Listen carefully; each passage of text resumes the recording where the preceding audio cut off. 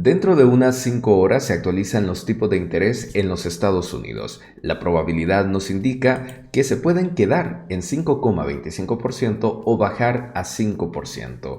Pero, ¿qué ha hecho el mercado y especialmente el S&P 500 cada vez que nos hemos enfrentado a una pausa de los tipos e incluso una reducción? Veremos un gráfico desde los años 2000 para ver qué nos indican las probabilidades. ¿Qué tal, inversionistas? Sean bienvenidos a este nuevo video. Estamos ya a un ratito, a unas pocas horas de vivir ese directo con actualización de tipos que me parece el dato más importante y que puede definir la tendencia del mercado en el corto plazo. Estaremos en directo, por lo tanto te dejaré el enlace anclado en el primer comentario y mencionar que las notas importantes del acuerdo o más bien del principio de acuerdo al cual están llegando Binance, Estados Unidos y la SEC lo estaremos viendo en el directo de esta noche, así que nos espera una jornada bastante intensa. Empecemos compartiendo el gráfico de lo que ha hecho el S&P 500 históricamente. Me quiero retroceder a los años 2000. Lo que estás viendo en verde y rojo, es decir, el gráfico de barras, es la cotización del índice S&P 500. Este mide a las 500 compañías más importantes de los Estados Unidos por capitalización de mercado. Aquí encuentras compañías de todos los sectores, hospitales, tecnología, todo lo que quieras. Y lo que estás viendo en un tono naranja son los tipos de interés. Los tipos de interés de 3%, 5% según haya sido la etapa del mercado. Y este pequeño robot que estás viendo por acá en los años 2000 es el que indica el problema que hubo con la burbuja de las .com, las compañías tecnológicas que habían crecido tanto y que en un determinado momento entre el siglo pasado y este explotan. Entonces el S&P 500 termina con una caída del 50% desde el punto máximo. Pero yo quisiera que veamos qué ocurrió en esta etapa con los tipos de interés. Fíjate, y estoy subiendo el gráfico lo más que puedo, que en la medida que los tipos fueron creciendo, esto no necesariamente detuvo el crecimiento del S&P 500. También, digamos, se fueron comprando las acciones y, bueno, iban a la par, pero los tipos de interés seguían en aumento y llega un punto donde ya los tipos no suben, sino que se establecen en 6,5%. Mientras se establecieron, fíjate que el S&P 500 ya se vuelve plano e incluso hay algunos retrocesos, unas bajadas. Y cuando los tipos de interés empiezan a bajar, el S&P 500 también empieza a bajar hasta que termina con una bajada del 50%. Es muy curioso observar lo siguiente, que los tipos de interés es verdad que seguían bajando y se ubicaron en 1,75, en 1,50 y hasta ese punto el S&P 500 tocó suelo. Mientras tanto, no había tocado suelo. Tuvo unas pequeñas etapas de recuperación, pero luego siguió tocando fondo. Cuando la creencia rápida es que una reducción en los tipos automáticamente significa un rebote para el mercado. Pero fíjate que en el año 2000, en esa recesión, no nos da, más bien nos da otros indicadores, nos da otras señales.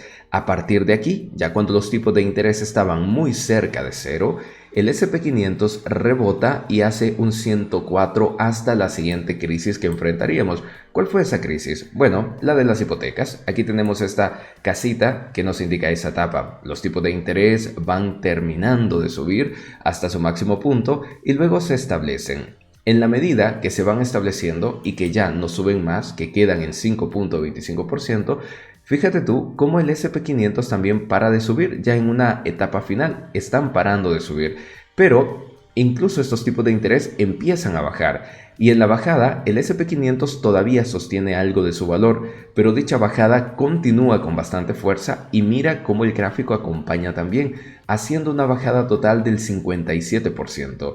El S&P 500 no rebotaría hasta que los tipos de interés volvieron cerca de 0%. Este sería uno de los rebotes magníficos porque implicaría un mega mercado alcista que subió hasta un 417% desde los mínimos que se tocaron en el 2008. Esto ayudó a que, bueno, uno de los aspectos que ayudaron es que fíjate cuánto tiempo estuvieron los tipos de interés cerca de cero. Mucho dinero barato que se fue metiendo a los mercados y colaboró a un gran crecimiento.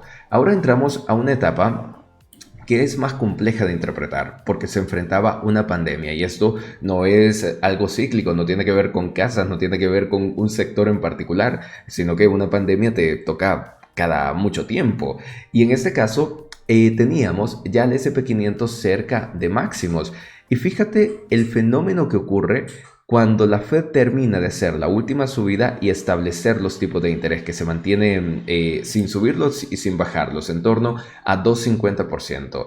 El S&P 500 da unas caídas, hablando del primer mes, los gráficos que vemos son mensuales, y luego empieza una última subida, un último rally. Empiezan a recortarse los tipos poco a poco y el S&P 500 continúa con esa última subida. Pero ya después, como se declara una pandemia, hay una bajada agresiva del mercado que da una caída del 35% desde el punto máximo. Y este mercado vuelve a reaccionar hasta que los tipos de interés caen con fuerza, de 1,75 hasta 0,25. En este caso, vuelve el dinero barato y se inyecta en el mercado dándole una subida del 117%. Y aquí venimos a la etapa actual. ¿Qué podemos entender exactamente de este comportamiento? Pues fíjate que es un comportamiento muy curioso y que marca una diferencia respecto a lo que vimos en los años anteriores. Porque en la medida que los tipos de interés iban subiendo poco a poco, el S&P 500 empezó a descontar esta subida y la descontó con fuerza, cayendo un 27% en total.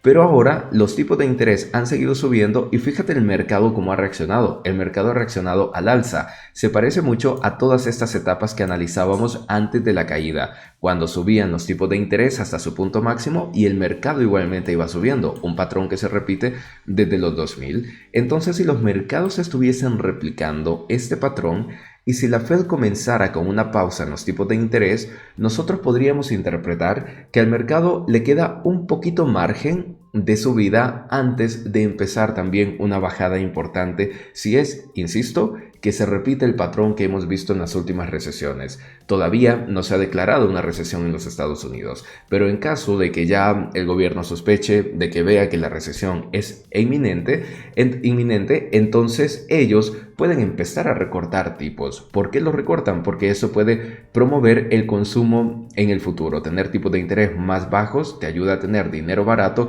y por lo tanto que la gente tenga más disponibilidad. Y ya cuando empiezas a pausar las tasas e incluso a bajarlas, sabes que se viene algún problema. Y en caso de que ese problema se llame recesión, significa que las compañías estarán vendiendo menos y su valoración se tiene que ajustar en bolsa, de forma que empiezan a bajar de precio. Por correlación positiva, también las criptomonedas empezarían a bajar de precio. ¿De cuánto puede ser esa caída? Pues fíjate que si quisiéramos promediar en las últimas 3 recesiones, estaríamos hablando de caídas aproximadas del 40%. Entonces ahí ya estamos hablando de números fuertes, que llevarían al S&P 500 a unos 2.500 puntos. Sin embargo, a mí me parece una caída demasiado dramática, pero seguro que se puede llegar a tener algún otro tipo de retroceso, a lo mejor regresando a niveles del 2020, como muchos analistas apuntaban, que eso ronda los 3.400 puntos. Pero bien, esto es lo que la historia nos muestra, lo que nos dice la estadística. No significa que en todos los escenarios esto se deba cumplir. Además, si Estados Unidos es capaz de evitar una recesión y tener el famoso aterrizaje suave, este escenario por lo tanto quedaría invalidado y no aplicaría en estas condiciones, y es posible que el mercado continúe subiendo sin llegar a tener ningún tipo de castigo que sea importante. Pero al menos la historia nos ha mostrado que cuando estos tipos de interés se pausan e incluso empiezan a bajar, también debería haber un retroceso fuerte en el mercado. Lamentablemente, esta condición que vivimos desde el año 2020 es muy especial, con la inflación histórica, con estos tipos de interés subiendo tanto, con una pandemia de por medio, y eso hace que haya que recalcular todas las cosas, pero de momento esta es la información que tenemos disponible y la que hemos compartido. Les espero en el directo, dentro de unas cuantas horas estaremos reaccionando con todos los mercados a esta actualización de tipos de interés y nos vemos por la noche para poder actualizar todo lo fundamental que ha ocurrido en el mundo de las criptomonedas. Le veo más tarde, así que cuídese mucho.